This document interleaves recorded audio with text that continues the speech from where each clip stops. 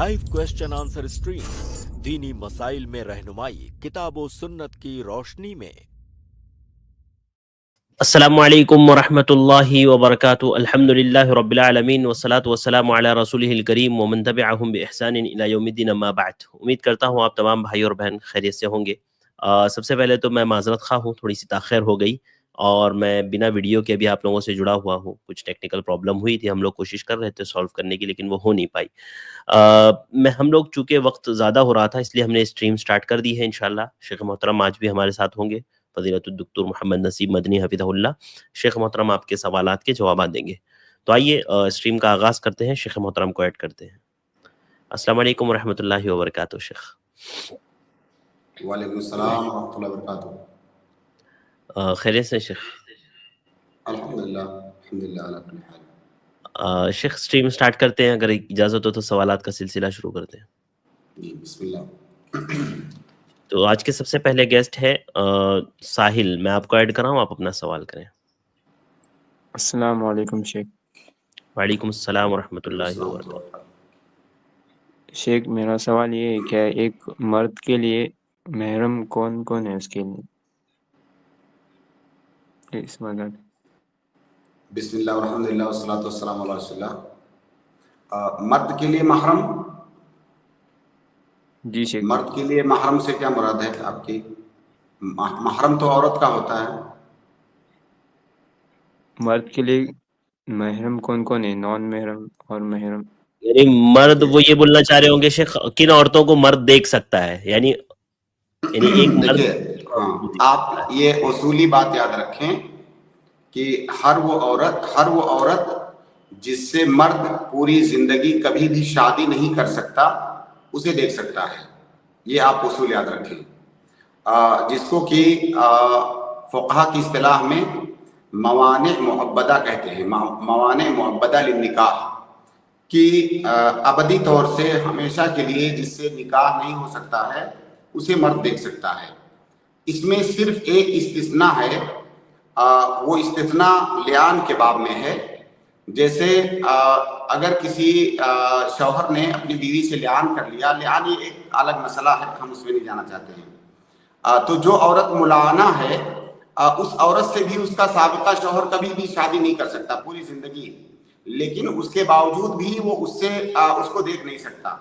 इसकी वजह यह है कि बाकी जो रिश्ते हैं वो शरई रिश्ते हैं, यानी शरई असबाब की वजह से वो हराम हुई है, और यहाँ पर लिआन की वजह से, वो एक हराम चीज की वजह से वो हराम हुई है। तो मुलाना सिर्फ एक ऐसी औरत है जिससे मर्द शादी भी नहीं कर सकता, उसको देख भी नहीं सकता है। बाकी जितनी भी औरतें जिनसे एक मर्द पूरी जिंदगी शादी नहीं कर सकता है, उनको वो देख सकता है, और जिनसे उसका शादी करना जायज़ है, चाहे वो मवाने मुअक्कता हो या जिनके अंदर कोई माने ना हो, उन तमाम औरतों को मर्द नहीं देख सकता। अब इसकी तफसील बहुत ज़्यादा है, अगर इसमें से किसी खास नुक्ते पर आपका सवाल है तो आप उससे पूछें। जैसे कुरान की जो आयत है हुर्रिमत अलैकुम उम्महातुकुम, इस पूरी आयत के अंदर जितनी औरतों का जिक्र है, उनमें कुछ औरतें मवाने मुअब्बदा में दाखिल होती हैं। उनको मर्द नहीं देख सकता, उनको मर्द देख सकता है क्योंकि उनसे कभी शादी नहीं कर सकता। लेकिन वो औरतें जो वक्ती तौर से हराम हैं मर्द के लिए, या हराम हैं ही नहीं, उनको नहीं देख सकता है। शेख जैसे रिश्तों में कौन कौन है, आप जरा बता सकते हैं? मेरे भाई देखिए, जैसे उसकी माँ है, उसकी बहन है, इसी तरह से उसकी खाला है, उसकी फूफी है, ये और वो, इसी तरह से उसकी रज़ाई बहन है, उसकी रज़ाई माँ है, इसी तरह से जो है उसकी रबीबा है। उसकी रबीबा से मुराद उसकी ऐसी बीवी जिसके पास पहले से कोई बच्ची हो किसी दूसरे शौहर से, उसको रबीबा कहते हैं। उसकी रबीबा है। तो इन औरतों को मर्द देख सकता है क्योंकि उसे कभी भी शादी करना उसके लिए जायज नहीं है। उसकी दादी है, उसकी दादी है, उसकी नानी है, उसकी सास है, उसकी सास। जी, अगर किसी खास औरत के बारे में आपका सवाल हो तो उसको पूछें।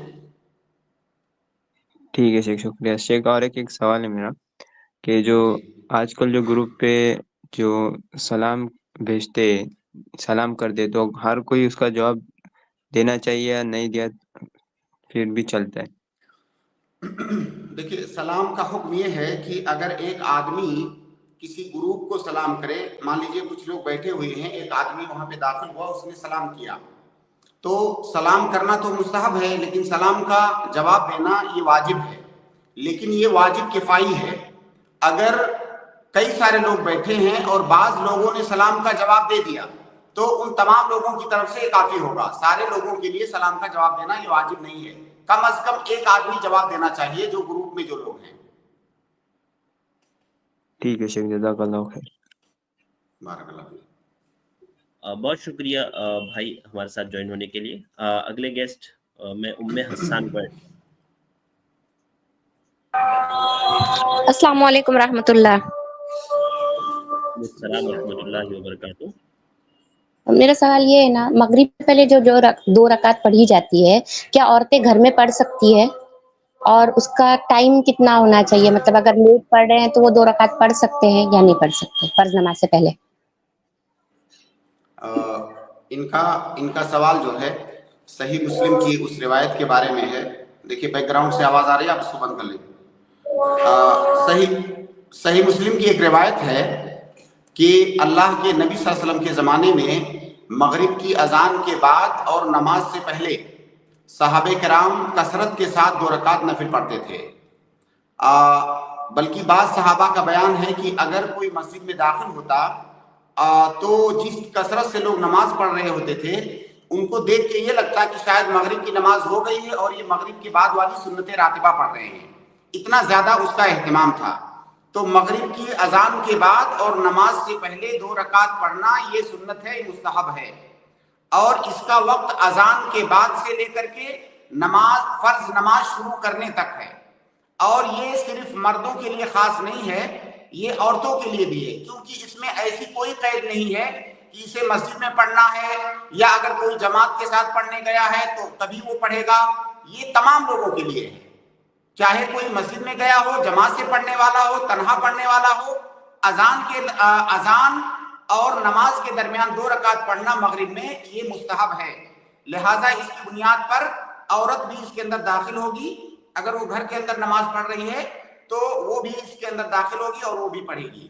اور ایک معروف قاعدہ ہے جسے میں بارہا بیان کرتا ہوں نماز کے باب میں، کہ ما ثبت للرجال ثبت للنساء الا بدلیل، کہ جو احکام مردوں کے لیے ثابت ہیں وہ عورتوں کے لیے بھی ثابت مانے جائیں گے، تو یہ نماز جو چونکہ مردوں کے لیے ثابت ہے اس لیے عورتوں کے لیے بھی ثابت مانی جائے گی، الا کہ کوئی ایسی دلیل آ جائے جس کی بنیاد پر اس کی تخصیص ہو کہ یہ حکم صرف مردوں کے لیے ہے۔ لہٰذا خلاصہ یہ ہے کہ یہ نماز عورتوں مردوں سب کے لیے ہے، عورت چاہے مسجد میں نماز پڑھے اپنے گھر پہ پڑھے۔ جی سر، جزاک اللہ خیر۔ بارک اللہ، بہت شکریہ۔ اور اس کے بعد میں اگلے گیسٹ کو ایڈ کر رہا ہوں، عظیم الدین، آپ اپنا سوال کریں۔ السلام علیکم ورحمۃ اللہ وبرکاتہ۔ وعلیکم السلام ورحمۃ اللہ وبرکاتہ۔ شیخ ایک شخص جو ہے ایک گاڑی لیا قسط پر، جی کچھ ڈاؤن پیمنٹ بھی دیا، اور 1-2 مہینہ ہی میں بینک والا اس گاڑی کو ضبط کر لیا جی قسط وقت پر ادا نہ کرنے کی صورت میں۔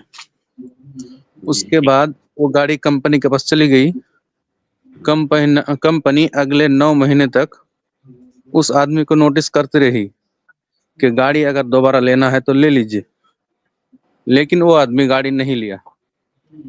تب آخر میں وہ کمپنی سستی میں گاڑی بیچ دیتی ہے اور پہلے والے آدمی کو جو ڈاؤن پیمنٹ جمع کیا تھا وہ واپس نہیں کرتی ہے۔ تو کیا اس گاڑی کو دوسرا کوئی شخص خرید سکتا ہے؟ آپ کہاں سے ہیں بھائی؟ میں کٹیہار بہار سے۔ کل یہی سوال آپ سے کیا گیا تھا شیخ، آپ کے ایک شاگرد رحمت اللہ کیا تھا۔ ہاں، اسی لیے میں نے پوچھا۔ جی شیخ، میں نے یہی سوال کرنے کے لیے کہا تھا، لیکن تھوڑی تفصیل تھی اس لیے آج میں دوبارہ پوچھا ہوں۔ ہاں، تو میں تھوڑا آپ کو اور بھی تفصیل سے بتاتا ہوں۔ دیکھیے، پہلی بات تو یہ، اس میں کئی مسئلے ہیں۔ पहला मसला तो ये है कि क्या किस्त पर गाड़ी खरीदना हिंदुस्तान के अंदर जो सूरत हाल है उसमें जायज़ है कि नहीं जायज़ है।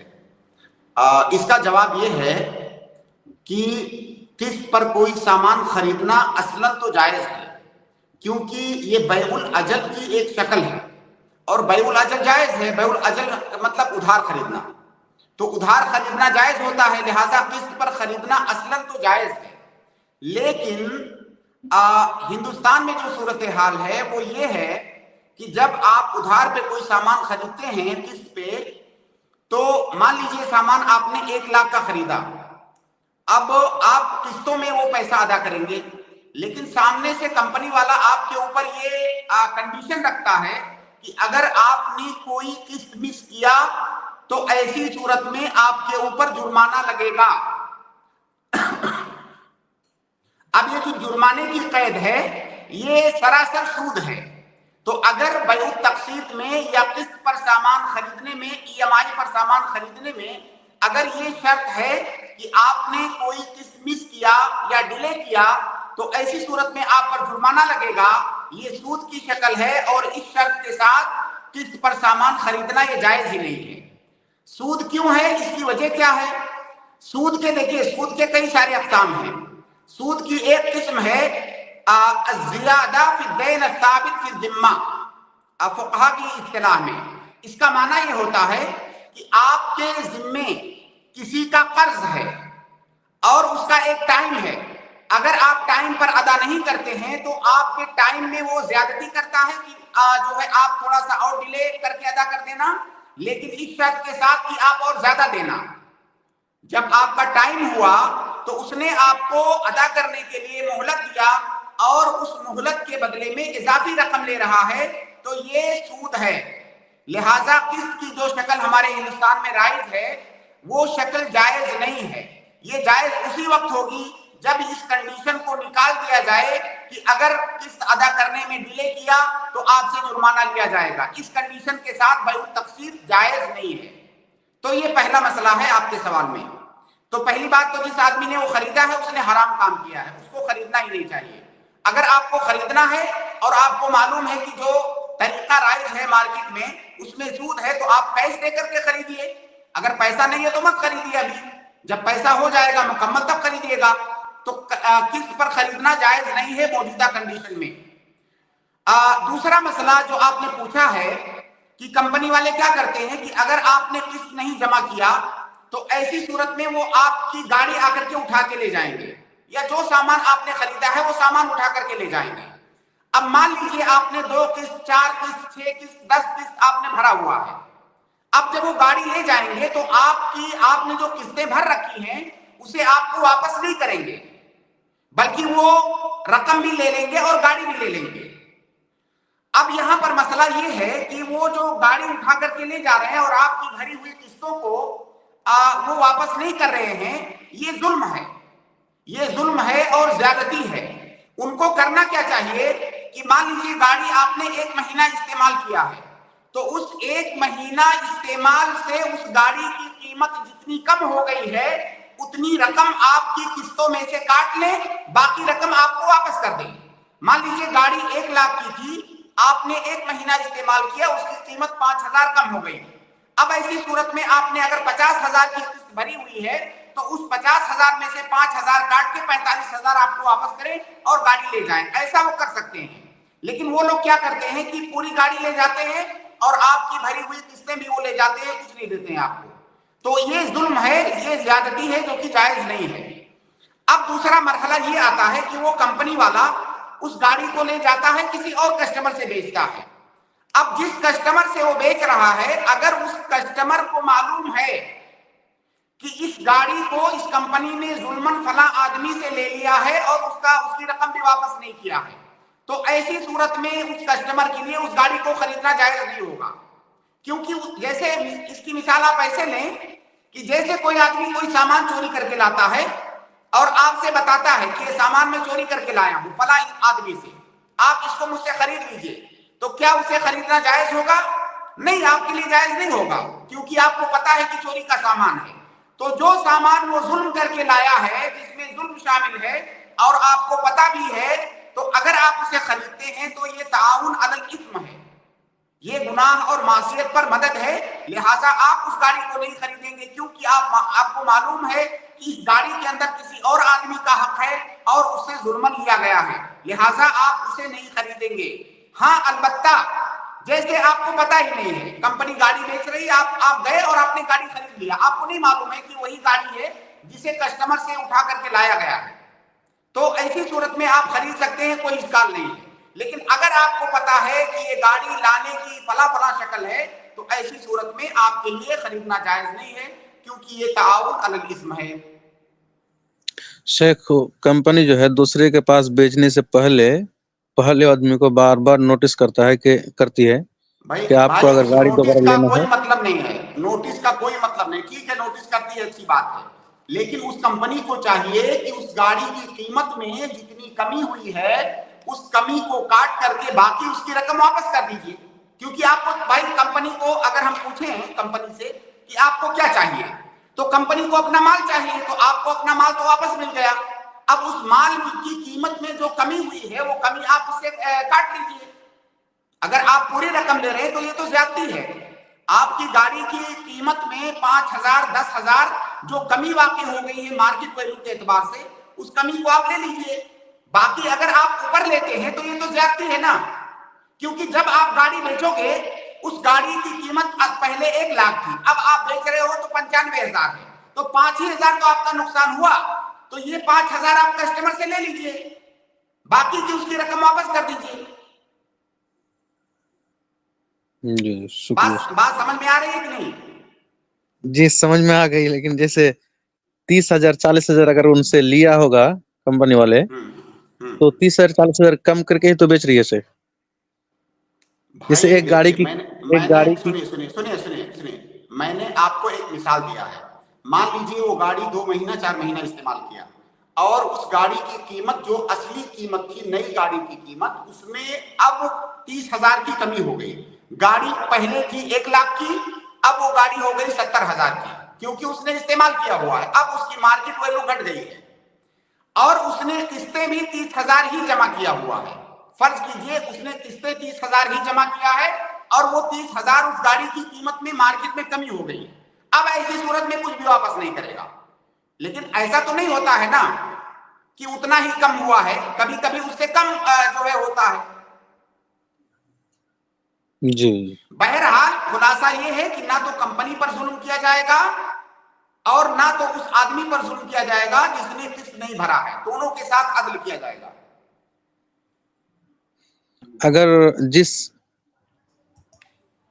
جس سے گاڑی لیا ہے اسی سے اگر بات کر لی جائے کہ آپ اس بے میں تیار ہیں یا نہیں، وہ گاڑی میں لینا چاہتا ہوں، آپ تیار ہیں یا نہیں، اگر وہ بھائی تیار ہو جائے تو اگر وہ دوسرے بے میں تیار ہے تو پہلے بے میں کیوں نہیں خرید رہا ہے؟ آپ بتائیے، یہ فرضی سوال ہوا نا، یہ تو یہ اعتراضی سوال ہے، اگر اس کو خریدنا ہی ہے تو قسط بھر کے خرید لے گا، دوسری بار کیوں خریدے گا وہ؟ صحیح جیسے وہ اس کو گاڑی خریدنے کی اب استطاعت نہیں ہے، اب وہ کہہ دے کہ ٹھیک ہے آپ خرید سکتے ہیں، جیسا بھی ہوا میرے ساتھ، اب میرا کوئی دباؤ نہیں ہے، اچھا آپ خرید وہ سکتے اجازت دے دے، یعنی پہلا کسٹمر دوسرے کسٹمر کو اجازت دے دے۔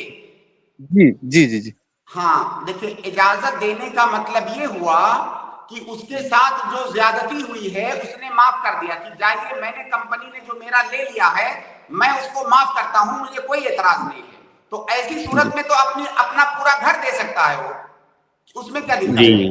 لیکن ایسا ہوتا نہیں ہے، یہ جو آپ فرض کر رہے ہیں نا یہ تقدیری مسئلہ ہے، ایسا ہوتا نہیں ہے، کون کسٹمر جائے اس کو کیا پتا کہ کون خریدنے والا ہے، کس سے جا کر کے کہے گا آپ خرید لو؟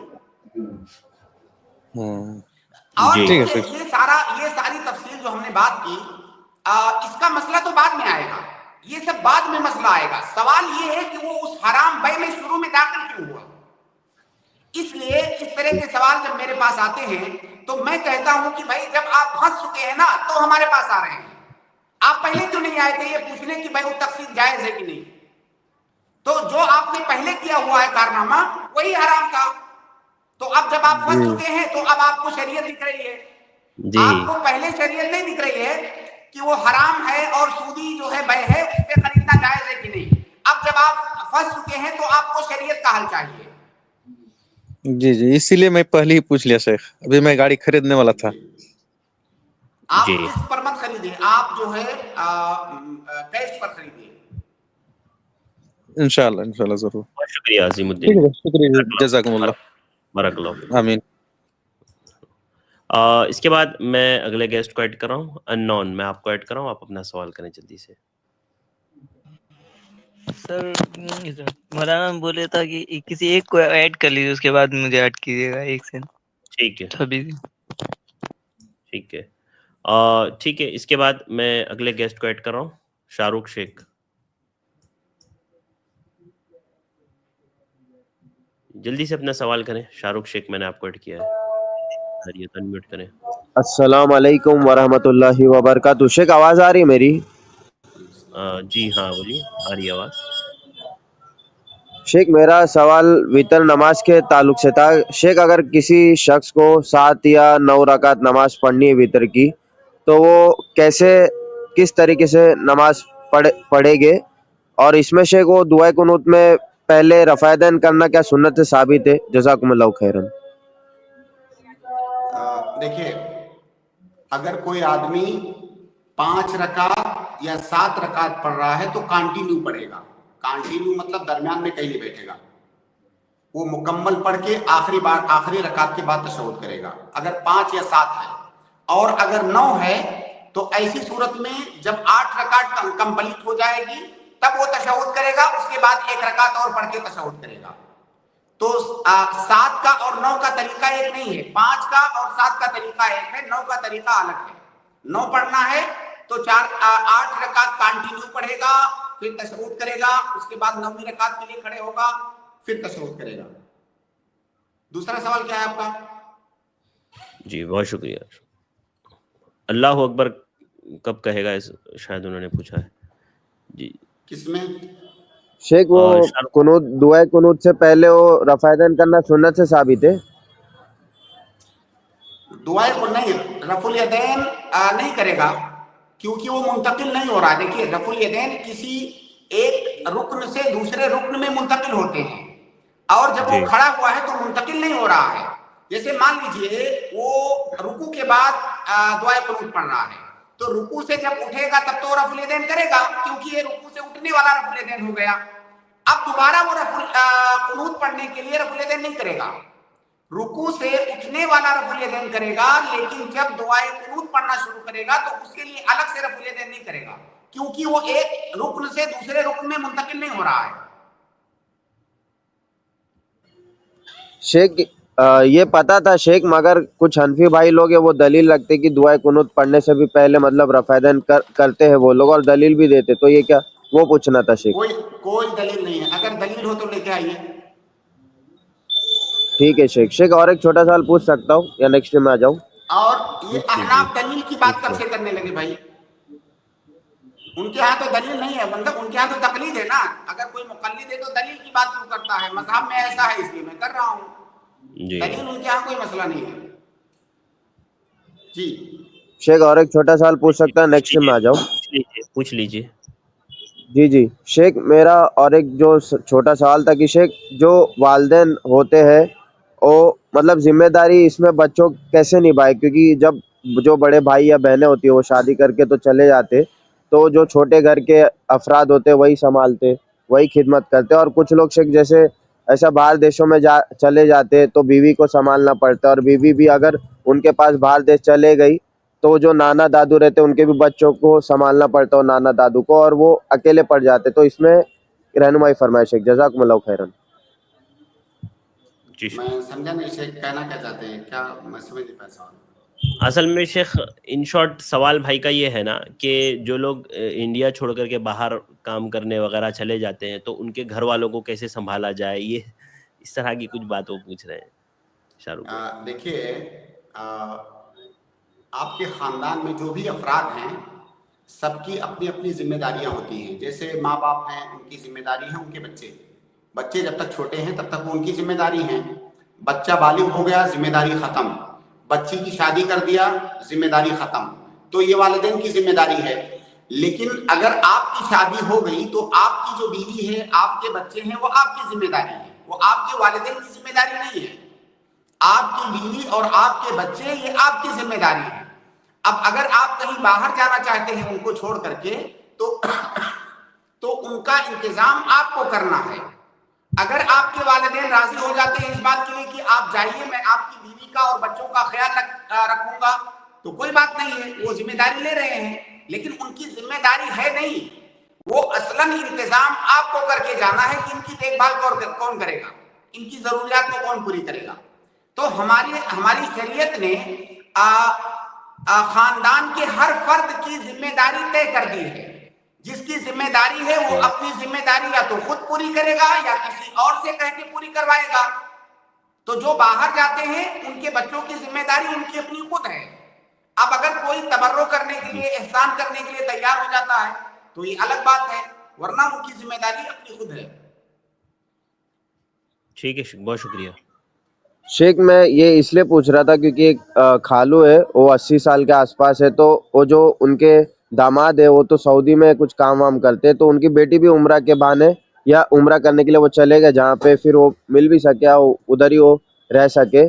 تو شیخ یہاں پہ وہ جو 80 سال کے ان کے ماں باپ ہے، نہ ان کی بیٹی دے رہے نہ داماد دے رہے، تو ان کے بچے وہ بزرگ لوگ سنبھال رہے، تو اس میں کس کا غلطی ہو سکتا ہے شیخ؟ جزاکم اللہ خیرا. بھائی پہلی بات تو داماد کی ذمہ داری نہیں ہے کہ وہ سسر کی ذمہ داری اٹھائے یا سسر کا خیال رکھے، داماد کی ذمہ داری نہیں. اصل میں ان کا سوال یہ ہے شیخ، وہ جو بچے ہیں ان کے، یعنی پوتے پوتیاں، بیٹی کے جو بچے ہیں نواسے جی نواسیاں، شیخ جی. وہ دونوں چھوڑ کر کے وہ عمرہ کے لیے چلے گئے ہیں. وہ تو باہر ہی ہے، شوہر، بیوی عمرہ کے لیے چلی گئی ہے اور یہاں والدین کے پاس چھوڑ کر کے گئی ہے بچے. نہیں، یہ والدین کی ذمہ داری نہیں ہے. والدین کر دیتے ہیں اپنی طرف سے تو یہ احسان ہے، ان کی ذمہ داری نہیں ہے. اس لیے جب وہ جا رہے ہیں چھوڑ کے تو انہیں چاہیے کہ ان کا کوئی انتظام کر کے جائیں، یا تو لے کر کے جائیں یا تو کسی سے ریکویسٹ کریں، کوئی ان کی ذمہ داری اٹھانے کے لیے تیار ہو.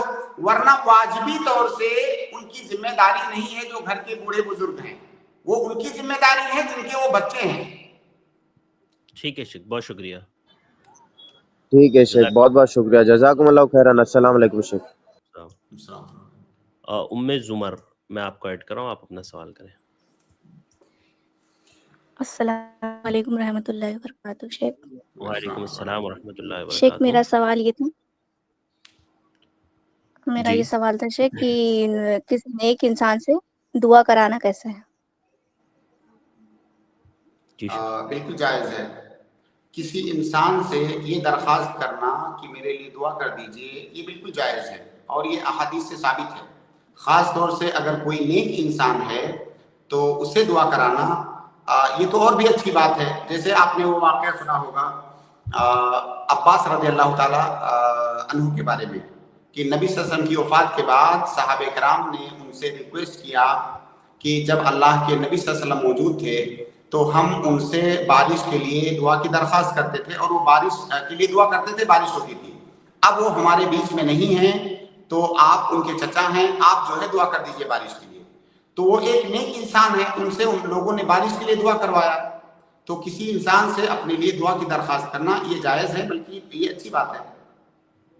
جی شیخ جزاک اللہ. شیخ ایک اور سوال ہے چھوٹا سا، کہ آپ ابھی 27 دسمبر کو کہیں آپ کا پروگرام ہے شیخ؟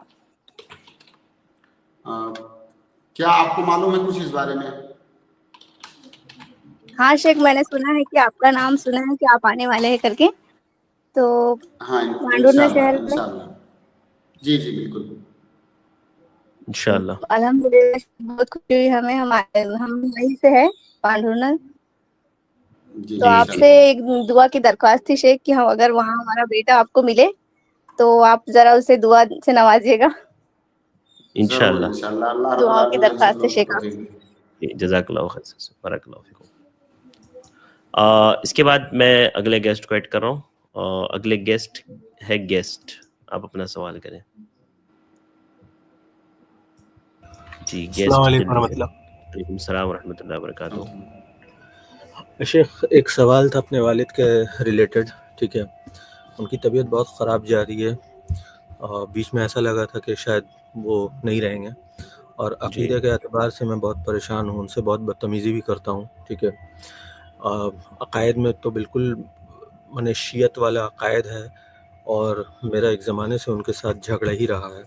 मैं कोशिश करता हूँ कि अच्छे से उनसे ताल्लुकात रखूँ, मगर बहुत जज्बाती हो जाता हूँ, और वो जब थोड़ा गाली गलौज भी करते हैं, मगर बात जब सहाबा तक पहुँच जाती है तो मैं बहुत बार ऐसा हुआ कि बर्दाश्त नहीं कर पाया हूँ। पिछले दिनों की बात है कि बहुत ही नाज़ेबा गाली दिए हैं, ठीक है। उनके दोस्तों में शियों के साथ उनका बहुत ज़्यादा उठना बैठना रहा, और इस चीज़ के लिए समझिए जब से मैं अहले हदीस हुआ हूँ तब से बहुत ज़्यादा तनतनी रही उनसे, और मुझसे कभी उनसे अच्छी ताल्लुकात रही नहीं। अब क्योंकि तबीयत इतनी ज़्यादा ख़राब हो गई, बिल्कुल हम लोग सोचे थे कि वो ख़त्म हो जाएंगे, डायलिसिस वगैरह चल रही है, हार्ट का भी प्रॉब्लम हो गया है, और पिछले दिनों खाना नहीं खाते तो खाना खिलाने के लिए थोड़ा ज़बरदस्ती की है। तो उस पे जो है वो जानते हैं कि हम जो है इस चीज़ को लेकर जज्बाती हो जाते हैं, वो गाली वाली देने लगे, खुसूसन मुआविया रज़ी अल्लाह अन्हु को लेके। अब मैं हालांकि बहुत उनसे बहुत सख्त बात करता था, मगर क्योंकि अभी जानता हूँ कि उनकी तबीयत बहुत ख़राब है, मैं बहुत समझाने की कोशिश किया कि आप जो कह रहे हैं ये वक्त है आपके लिए गौर व फिक्र करने का। जो आप अली अली का नाम लेते रहते हैं, हर बात पे कुछ भी दर्द हुआ या अली या अली या अली या अली, ठीक है, बीच में या अल्लाह भी कहते हैं, या अल्लाह मौत दे अल्लाह मौत दे, मगर उनका अली का नारा जो है बिल्कुल बहुत ही ज़्यादा है। तो इसमें थोड़ी सी रहनुमाई करिए शेख, क्योंकि मैं उनके साथ जो है ताल्लुकात बहुत अच्छे से नहीं रख पा रहा हूँ इस मामले में, और उनका अकीदा, और वो ख़ास करके जानबूझ के कल तो खुसूसन जो है बहुत गंदी गाली दी है। इससे पहले काफिर है वो तो कहें माँ बहन की गाली पे चले गए शेख साहबा के लिए, और मैं कितनी बार समझाने की कोशिश किया हूँ कि अल्लाह ताला जिससे मोहब्बत करता है ना, अल्लाह का गैरत है अपने मोहब्बत करने वालों के साथ, और आप समझ जाइए, नहीं तो आपका जो अंजाम होगा आपको अल्लाह तकलीफ देगा मगर मौत नहीं देगा। आप एक बात को समझ जाइए। इस तरह से मैं उनको तलकीन करने की कोशिश किया हूँ, मगर उनको नहीं समझ में आता शेख, और ये चीज़ मुझे थोड़ा मेंटली डिस्टर्ब करता है। तो अब मैं कैसे उनसे बिहेव करूँ, मैं क्या करूँ, थोड़ा रहनुमाई फरमाइए शेख। अस्सलाम वालेकुम। देखिए भाई, कई बातें हैं, अल्लाह रब्बुल आलमीन आपके मुश्किल को आसान करे। इसमें एक मसला तो ये याद रखें आप भी और तमाम लोग कि जो दीन का रिश्ता होता है वो नसब के रिश्ते से भी ज़्यादा कवी होता है।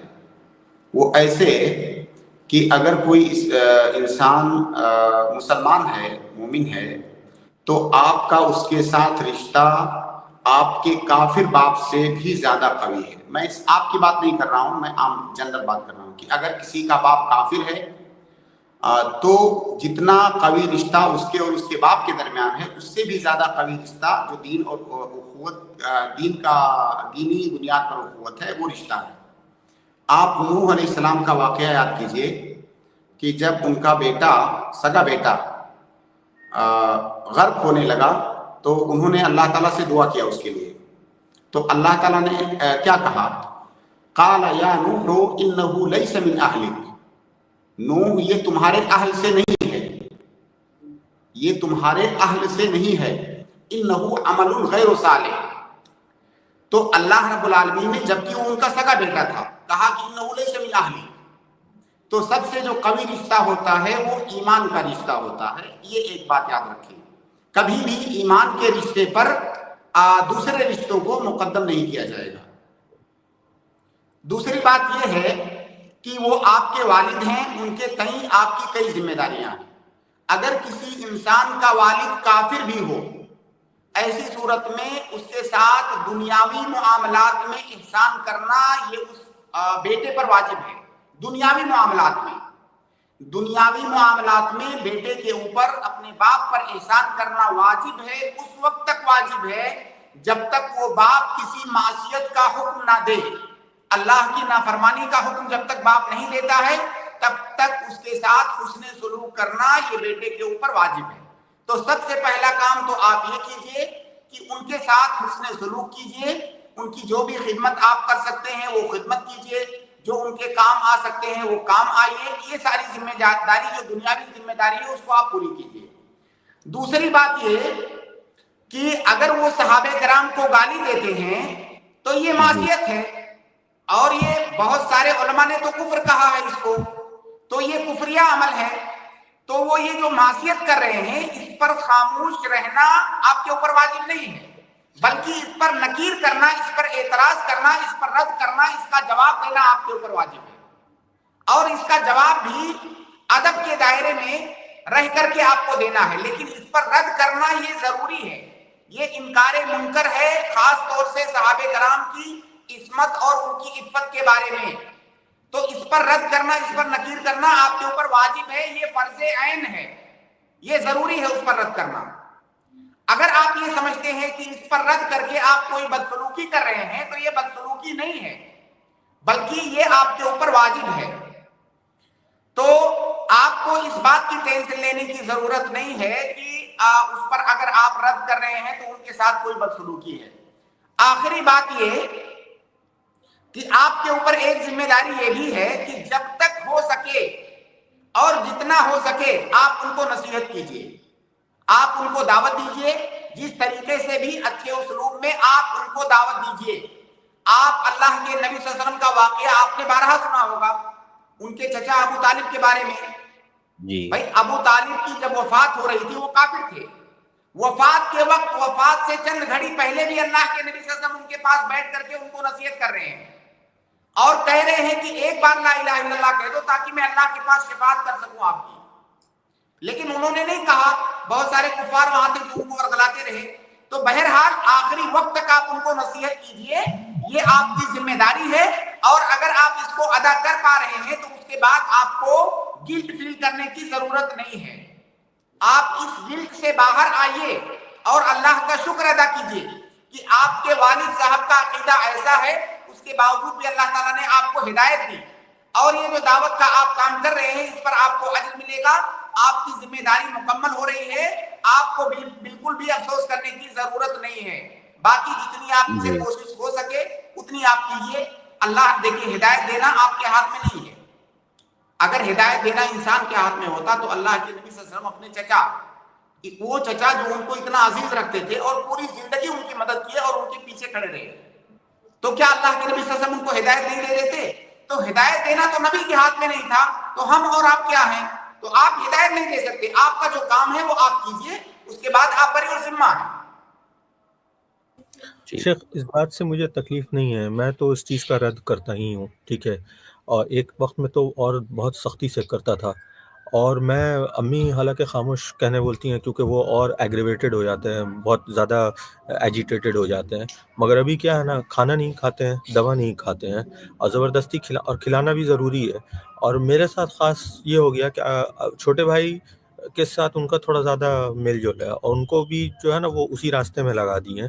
وہ بھی جو ہے ان لوگوں کا شیعوں کا مجلس وغیرہ جاتا تھا، ٹھیک ہے، اور میں اس معاملے میں شروع سے ہی الگ رہا ہوں. تو اب میرے ساتھ اسی لیے شروع سے ہی تھوڑا تنا تنی رہی ان کے ساتھ. اور ابھی تو ایسا واقعہ ہو گیا ہے تو کھلانا یا پلانا یا دوا وغیرہ کے لیے، اور میں اتنی بدتمیزی کی ہوں شیخ، میں کیا بولوں، میں بھی میری غلطی ہے. تو بالکل جب آخری ایسا لگ رہا تھا کہ لوز کرنے والے تو میں بہت معافی مانگا ہوں، اور میں بولا ہوں کہ ہم لوگ کی دوستی ہو گئی ہے، آپ ٹھیک ہو جائیے یہ وہ. مگر ابھی حالیہ جو ہے ایسا حال ہو گیا ہے کہ کھلانے پلانے کے لیے نا ان کو معلوم، اب بیچ میں تھوڑا سا ان کو محسوس ہونے لگا کہ نہیں میرے ساتھ تو ان کا جمتا نہیں ہے، وہاں بھی کہتے ہیں. اور کھلانے اور دوا کے لیے نا ان کو معلوم ہے کہ ہم کو کسی طرح سوئی چبانا ہے، تو اب وہ جو ہے اس طرح کی بات کرنے لگتے ہیں. تو میں تو رد کرنے کے لیے بالکل میں تیار رہتا ہوں. اور میں تو ایک بار ایسا بھی بولا ہوں کہ آپ ایسا کریے گا تو ہم تو آپ کا جنازہ کا نماز نہیں پڑھیں گے، کہ اس چیز سے ان کو اگر وہ ہو، ٹھیک ہے. امی کہتی ہیں کہ چھوڑ دو، اب وہ واپس نہیں آنے والے، تمہارا فرض تھا بولنا ہو گیا. اور ہم کہتے ہیں کہ بھائی جب تک وہ مریں گے نہیں تب تک ہم کو بولنا ہے، ٹھیک ہے. تھوڑا سا دعوت کے انداز پر شیخ بھائی کے لیے ایک دو نصیحت، کہ مطلب دعوت کس انداز میں ہونی چاہیے ایک عمر دراز شخص کے ساتھ. دیکھیے ایک بہت اہم بات یہ، ایسے وقت میں کوئی سختی والا اسلوب کام نہیں کر سکتا ہے. ایسے وقت میں ناصحانہ اور خیر خواہی والا اسلوب ہی کام کر سکتا ہے جب آپ یہ ثابت کرنے میں، اپنے آپ کو یہ ثابت کرنے میں کامیاب ہو جائیں گے کہ میں آپ کا خیر خواہ ہوں، تو شاید ان کی سمجھ میں بات آ جائے. لہٰذا کوئی اس طرح کی بات آپ مت کیجئے جس سے وہ بھڑکتے ہوں، کیونکہ جب بھڑکیں گے تو صحابہ کرام کو گالی دیں گے، یا کوئی شرکیہ کلمہ بولیں گے. تو جیسے قرآن میں اللہ تعالیٰ نے کہا ہے کہ مشرکین کو، کفار کو، ان کے جو ہے الہہ کو گالی مت دو، تم گالی دو گے تو تمہارے اللہ کو گالی دیں گے. تو ہمیں سد الذریعہ، ہماری شریعت میں سد الذرائع ایک بہت عظیم باب ہے. تو آپ کو اگر لگتا ہے کہ میری فلاں بات سے بھڑکیں گے اور صحابہ کو گالی دیں گے تو آپ وہ بات مت کہیے، کیونکہ ایسی صورت میں گویا کہ آپ سبب بنیں گے. باقی نصیحت ان کو خیر خواہانہ انداز میں آپ نصیحت کرتے رہیے، اور آپ یاد رکھیے کہ ہدایت دینا آپ کے ہاتھ میں نہیں ہے. اور آپ کے سامنے بہت بڑی دلیل موجود ہے آپ کے والد صاحب کی کہ ہدایت دینا انسان کے بس کی بات نہیں. اگر اللہ ہدایت نہیں دینا چاہتا ہے تو اسی حالت میں ان کی موت ہو جائے گی، لیکن اگر اللہ تعالیٰ کو منظور ہوگا ہدایت دینا تو ہو سکتا ہے. اللہ تعالیٰ سے کوئی بھی چیز بعید نہیں ہے.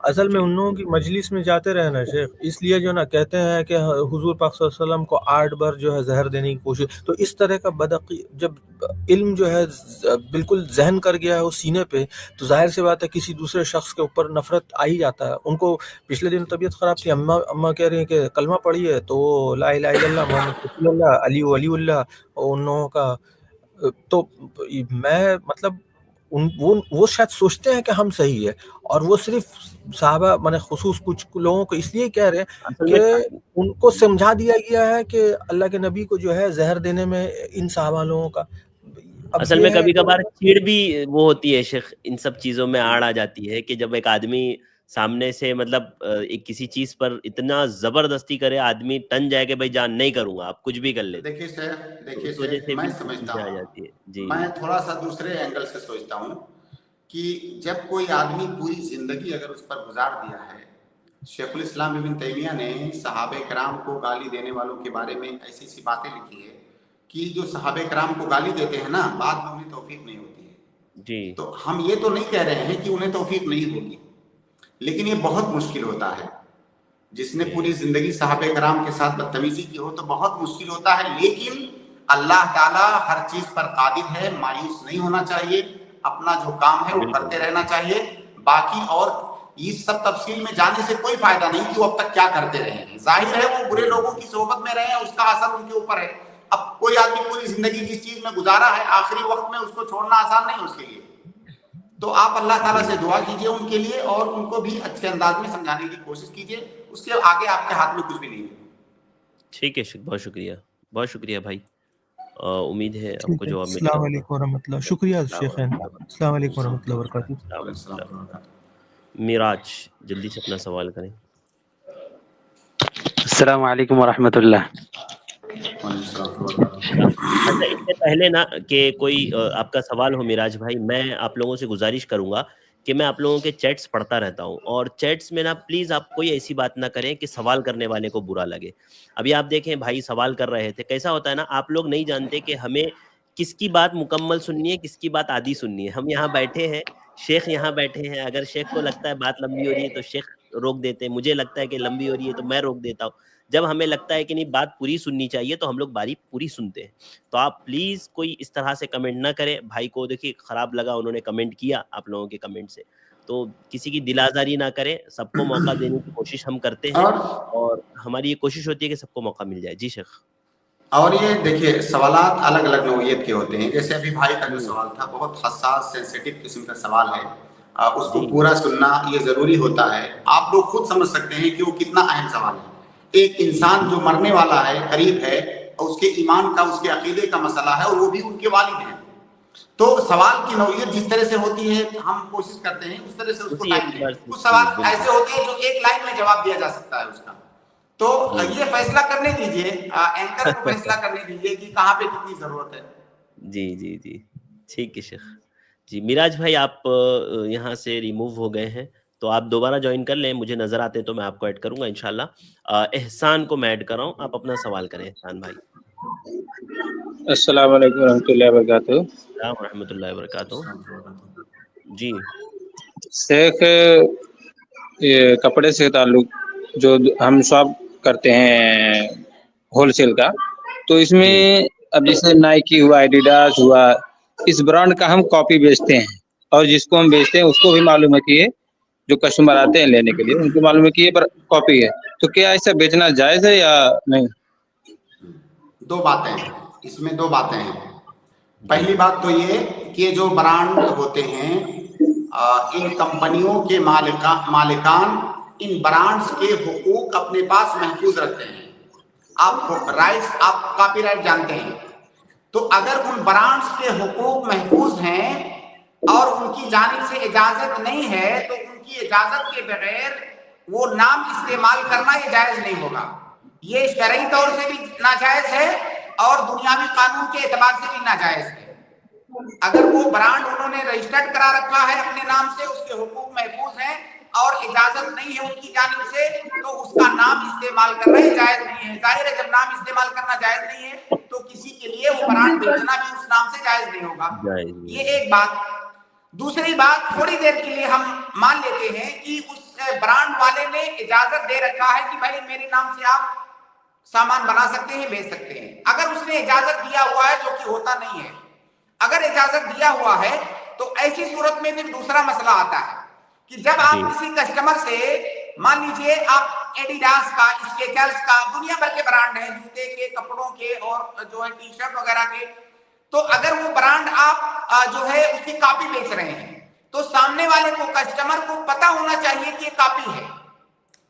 कस्टमर को धोखा नहीं होना चाहिए, क्योंकि बै के उसूल में से एक कायदा ये है कि बै के अंदर धोखा ये जायज नहीं है। आपने अल्लाह के नबी सल्लल्लाहु अलैहि वसल्लम की हदीस सुनी होगी कि जो है आप एक बाजार में एक आदमी के पास से गुजरे, वो कोई गल्ला बेच रहा था, तो आपने उस गल्ले में अंदर हाथ डाला तो अंदर गीला था, अंदर जो है नमी थी और वो गल्ला गीला था। तो नबी सल्लल्लाहु अलैहि वसल्लम ने कहा कि ऐसा क्यों है? तो उसने कहा कि बारिश हुई है, बारिश की वजह से वो गीला हो गया है। तो नबी सल्लल्लाहु अलैहि वसल्लम ने कहा कि ठीक है, गीला हो गया है, कोई बात नहीं है, इस गीले वाले को तुमने ऊपर क्यों नहीं रखा? ऊपर तो सूखा रखे हुए हो, तो ये धोखा है ना।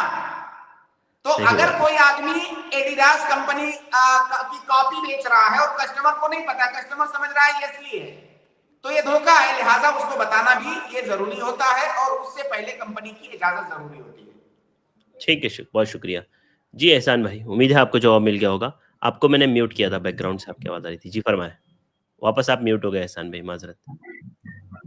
जी शेख, असल में सही बात यही आप जो कह रहे हैं, क्योंकि अगर वो लोग कभी कभी आते हैं ना छापा मारने के लिए, तो अगर पकड़ लेते हैं तो जितना उनका सामान उस टाइप के मटेरियल जब्त कर लेते हैं, प्लस ऊपर से अगर देखते हैं इनकी वैल्यू ज्यादा है तो उस हिसाब से उनको फाइन भी मारते हैं। अगर मान लीजिए मेरी कंपनी की वैल्यू 1 करोड़ रुपया है तो कम से कम लोग 25 लाख 30 लाख मारते हैं, क्योंकि मेरे सामने ऐसा वाकया हुआ है। तो मैं भी इसे सोच रहा था ये तो गलत है, लेकिन हमने कहा अच्छा एक बार इसमें कंफर्म कर लें कि नहीं गलत है कि सही है, क्योंकि अभी शुरुआत हो रही थी, अभी थोड़ा ही मतलब 15-20 हजार का माल आया था, तो तभी से हमने कहा नहीं ये गलत है यार, जब दूसरी चीज हम बेच रहे हैं तो इसमें नुकसान तो होगा ही। जी जी बहुत तो शेख एक सवाल और था शेख। एहसान भाई, थोड़ा सा मैं माजरत चाहूंगा, असल में वक्त हमारे पास बिल्कुल कम है और एक भाई को मैंने असल में शेख 3 दिन से ट्राई कर रहा हूँ, हो ही नहीं पा रहा हूँ, या तो नेटवर्क कट जा रहा है या तो कुछ ऐसे हो जा रहा है। बहुत अभी आधे घंटे से ऊपर से लगा हूँ लाइन में, कट जा रहा हूँ। शेख क्या नाम है, अम्मी अब्बू आ रहे हैं तो आपसे इंशाल्लाह मिलना, कहाँ आपसे आके मिल सकता हूँ? मुंबई में। मैं मुंबई में, अच्छा आपके बारे में पूछ रहे हैं शेख, आपके बारे में पूछ रहे हैं? नहीं मेरे से नहीं शेख, आपके बारे में पूछ रहे हैं शेख। एहसान भाई शेख आपसे पूछ रहा हूँ जी, वो तो मालेगांव में रहते हैं मालूम है ना, लेकिन क्या नाम है वो बताया था ना घर का मसला, इसके पहले मैं सवाल किया था, तो यही होता कि इंशाल्लाह साकिनाका में हमारा ऑफिस है टीवी का, तो वहां पर आप आ सकते हैं इंशाल्लाह। साकिनाका में जी शेख, लेकिन शेख से ही मतलब पर्सनली ये चीज हमें शेख से चीज का पता करना है, दूसरे से मालेगांव आना पड़ेगा शेख, मालेगांव आ सकते हैं, बस फोन करके आए ताकि मैं मौजूद रहूं। अगर मुंबई आप आते हैं तो किसी दिन तो कैसे पता चलेगा फिर, क्योंकि अगर आते तो हम यहाँ इंशाल्लाह किसी भी सूरत में छुट्टी लेके आ जाएंगे। नहीं वैसे असल में नहीं आते, बहुत कम आते। चलिए इंशाल्लाह i+ में हम लोग बुला रहे हैं शेख को, कोशिश कर रहे हैं शेख को लाने की यहाँ, क्योंकि यहाँ आ जाते स्टूडियो पे तो फिर इंशाल्लाह हम आपको बताएंगे। ठीक है जी शेख, जज़ाकल्लाह खैर। बारकल्लाहु फीकुम, बहुत शुक्रिया। इसके बाद शेख रिमूव हो गए, एहसान जी। एक आखिरी गेस्ट को शेख मैं ऐड कर रहा हूँ, अननोन मैं आपको ऐड कर रहा हूँ, जल्दी से अपना सवाल पूछें। अस्सलाम वालेकुम। वालेकुम अस्सलाम वरहमतुल्लाहि वबरकातुहू। शेख मेरा सवाल ये था कि जैसे मतलब पिछले साल मैंने है ना एक ऑनलाइन कोर्स लिया था पीडब्ल्यू का नीट के लिए, तो उससे मैंने पढ़ा, फिर मैं उसके नोट्स वगैरह बनाए, लेकिन फिर उसके बाद जब वो ईयर पास हो गया तो फिर वो बैच एक्सपायर हो गया। तो वो वाला बैच जो है ना शेख अब मतलब अवेलेबल नहीं है उस पे परचेज करने के लिए। वो पुराना बैच था तो वो अब अवेलेबल नहीं है, अब नया बैच ही ले सकते हैं। लेकिन मैंने क्योंकि पुराना का नोट्स बनाया हुआ था, लिखा हुआ था, तो मैं उसी से पढ़ने के लिए क्या करता हूँ कि एक अलग ऐप आती है, थर्ड पार्टी ऐप, जिसमें सारे लेक्चर्स फ्री मिल जाते हैं। तो उन लेक्चर से पढ़ना कैसा है शेख? जी वाज़ेह सवाल तो समझ में आ गया मेरे, और शेख आ जाए तो फिर मैं पूछ लेता हूँ। अस्सलाम जी वालेकुम, आपको आवाज़ आ रही है जी शेख? जी जी शेख। भाई का सवाल ये है शेख कि एक ऐप था जिससे वो पढ़ाई करते थे, वो पढ़ाई कर रहे थे, फिर उन्होंने नोट्स भी बनाए, लेकिन कैसा होता है कि वो ऐप अपग्रेड हो गया, समझिए ओल्ड वर्जन उसका ख़त्म हो गया, इनके यहाँ से वो चला गया। अब वो न्यू वर्जन आ गया है, तो वो क्या कर रहे हैं कि एक तीसरा ऐप है जो उस ऐप के जो कोर्सेज़ हैं वो फ्री में अवेलेबल कर रहा है। ये परचेज़ करना पड़ता था यहाँ पे, वो फ्री में अवेलेबल कर रहा है, तो वो वहाँ से उसको अटेंड कर रहे हैं। तो क्या उनके लिए दुरुस्त है ऐसा करना? बिल्कुल दुरुस्त है, अगर कोई फ्री में दे रहा है बिल्कुल दुरुस्त है वो, क्योंकि वो दूसरा आदमी है, दूसरा ऐप है, उसको देने वाला दूसरा है, कोई हर्ज नहीं है, बिल्कुल ले सकते हैं। लेकिन वो जिसका मतलब जो पढ़ा रहे हैं, जो कंपनी वाले पीडब्ल्यू के लेक्चर्स हैं, मतलब पीडब्ल्यू पे पढ़ा रहे हैं, तो उनके लेक्चर्स ये अपने ऐप पे देते हैं फ्री, जो कि वहाँ पे वो पेड मिलते क्या थे लेकिन अब नहीं मिलते। वहां से वो सही तरीके से लेते हैं या गलत तरीके से लेते हैं? नहीं, थर्ड पार्टी है, गलत तरीके से, मतलब शायद हैकिंग वगैरह करके सीक्रेटली करते हैं शायद। नहीं तो फिर उसमें मत शरीक होइए, आप तो उनको बताइए शेख कि गलत है। साइट्स वगैरह हो, आप एक मरतबा चेक कर लें ऐप में जा करके, क्योंकि जब उन्होंने पुराना वर्जन निकाल दिया है तो हो सकता है अपने कुछ वीडियोस दे दिए हो, इस तरह का कुछ हो सकता है, तो आप चेक कर लीजिए। नहीं अगर तो शेख जो जायज़ ऐप है थर्ड पार्टी ऐप होती है ना, इलीगल ऐप होती है, वो प्ले स्टोर पे नहीं अवेलेबल होती है, वो इलीगल ही मिलती है ऐप। आप कोशिश कीजिए कि इस तरह की चीजों से दूर रहें जहाँ पे फ्रॉड किया जा रहा है और इलीगल है। तो शेख मेरा सवाल ये था कि मैंने मतलब बहुत सारा उसमें बहुत ज्यादा लिखा हुआ है पहले का, तो मुझे वो पुराने लेक्चर्स मिल नहीं रहे हैं और मुझे अभी जो मजबूरन इसको देखना पड़ रहा है। तो आप खरीद लीजिए ना, उसको खरीद लीजिए, क्या दिक्कत है उसमें? वो लेक्चर्स अवेलेबल नहीं है बोल रहे हैं, पुराने लेक्चर्स अवेलेबल नहीं है वो वाले ऐप में। पुराने लेक्चर्स मतलब जैसे बैच चलता है, नहीं नीट की तो तैयारी वो का ऐप, बैच चलता। वो जिस कंपनी का ऐप है आप उससे खरीदिए, थर्ड पार्टी से मत लीजिए। तो वो अवेलेबल नहीं है, मतलब कि कोई जैसे तो उसका पिछले तरीका साल होगा जो ना, पढ़ाया उन्होंने उसकी तैयारी कराए एग्जाम की, वो अब जी। दूसरे साल करा रहे, तो फिर से पढ़ा रहे, वो नहीं तो पिछले कैसा साल होता है वाले ना, देखो नहीं। उसमें ना कुछ तो मतलब ऐसा होगा ना कि आप उसके एडमिन डिपार्टमेंट में कांटेक्ट करें या उनके कस्टमर सपोर्ट में आप कांटेक्ट करें, उनसे मदद मांगे, उनसे पूछे कि भाई ऐसा ऐसा मामला हुआ है, इसमें क्या सोल्यूशन है, तो वो कुछ ना कुछ रास्ता आपको बताएंगे इंशाल्लाह। तो ठीक है, एक ही रास्ता है कि मतलब नया बैच लेने के बाद फिर पुराना में अपग्रेड करना, तब मिल जाएगा। लेकिन मेरा सवाल सिर्फ ये था कि अभी मैं जिस चैप्टर में हूँ उसमें आधे में पहुंच चुका हूँ, तो क्या मैं पूरा कंप्लीट कर लूँ उसको फिर उसके बाद छोड़ दूँ ये? देखिए शेख तो यहाँ से चले गए, अलबत्ता उन्होंने कहा है कि नहीं जायज़ है इस तरह से फेक ऐप वगैरह का इस्तेमाल करना। ठीक है, शेख आ गए हैं। को कहिए अगले जी शेख। स्ट्रीम में आए। हाँ, अगर जी उनके जी पास और इससे ज्यादा हो तो अगले स्ट्रीम में आए। ठीक अभी है, यहाँ पे नमाज ठीक का है टाइम भी हो अनन गया। भाई, ठीक है शेख, बारकल्लाहु फीकुम, बहुत शुक्रिया। ठीक है अनन भाई, इंशाल्लाह अगर आपको मज़ीद तफ़सीलात चाहिए तो इंशाल्लाह अगली स्ट्रीम में आ जाइए आप। जी बारकल्लाहु फीकुम, बहुत शुक्रिया। मैं आप तमाम भाइयों और बहनों को बता दूं कि हमारी ये जो सवाल जवाब की स्ट्रीम होती है हफ्ते में 5 दिन होती है यहाँ पर 8 से 9 रात में, यानी हम लोग सैटरडे से वेडनेसडे तक अवेलेबल होते हैं यहाँ पर रात में 8 से 9। और कल जो हमारी स्ट्रीम होगी वो 5 से 6 होगी, जिसमें फ़ज़ीलतुद्दुक्तूर जो है अब्दुल हलीम मदनी हफ़िज़हुल्लाह हमारे साथ होते हैं। कल 5 से 6 ये स्ट्रीम सवाल जवाब की रहती है, तो आप उसमें भी तशरीफ़ ला सकते हैं। इसके अलावा कल एक और स्ट्रीम हमारी 3 से 4 होती है, जिसमें फैमिली मैटर से मुताल्लिक अगर आपका कोई भी सवाल फैमिली मैटर से हो और उसमें आपको कुछ मशवरा चाहिए फैमिली मैटर में, तो उसमें काउंसलिंग सेशन हमारे पास होते हैं। शेख अब्दुल शुकूर मदनी हफ़िज़हुल्लाह हमारे साथ होते हैं, जो उसमें बेहतरीन मशवरे देते हैं किताब व सुन्नत के मुताबिक। तो वो स्ट्रीम हमारी कल 3 से 4 होगी تھرسڈے کو, اور لائیو کوشچن آنسرز کی اسٹریم 5 سے 6 ہوگی. تو آپ لوگ ضرور تشریف لائیں. آج کے لیے بس اتنا ہی, مجھے دیجیے اجازت. جن بھائی بہنوں کے سوالات نہیں ہو پائے میں پھر ایک بار معذرت خواہ ہوں, اور انشاءاللہ اگلے اسٹریم میں کوشش کروں گا آپ لوگوں کے سوالات کے جوابات مل جائے. آج کے لیے بس اتنا ہی, مجھے دیجیے اجازت. السلام علیکم ورحمۃ اللہ وبرکاتہ.